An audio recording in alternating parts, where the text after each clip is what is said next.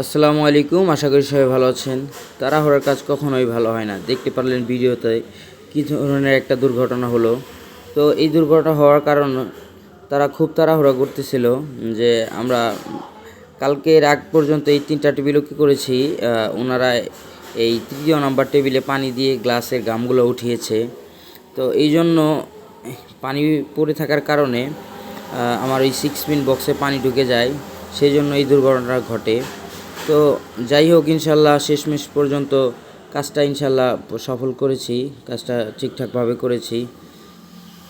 তো আমি ভিডিওটা এই জন্যই করলাম যে আসলে সেফটি ফার্স্ট, সেফটি নেওয়াটা খুবই জরুরি। যে কাজটা করি আমরা দেখে শুনে যেন করতে পারি, সুন্দরভাবে যেন করতে পারি, এটা খুবই জরুরি।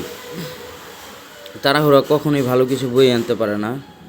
তো যাই হোক, শেষমেশ পর্যন্ত টেবিলের কাজটা সম্পন্ন করলাম। অনেক কষ্ট হয়েছে এই কাজটা করতে, আর টেবিলও অনেক উঁচা নিচা ছিল, তাদের সেটিং মিলতেছিল না। এই জন্য আমাদের আবার পরবর্তীতে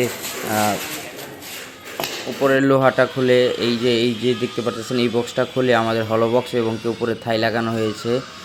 এই কাজটা করতে আমাদের অনেক পরিশ্রম হয়েছে, কিন্তু তাদের খুবই প্রোডাকশনের তাড়াহুড়া ছিল, এই জন্য আজকে এই অবস্থা।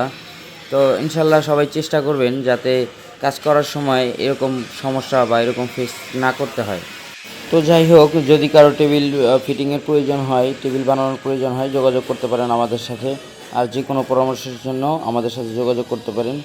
আমাদের চ্যানেলটি সাবস্ক্রাইব এবং লাইক কমেন্ট শেয়ার দিয়ে রাখবেন।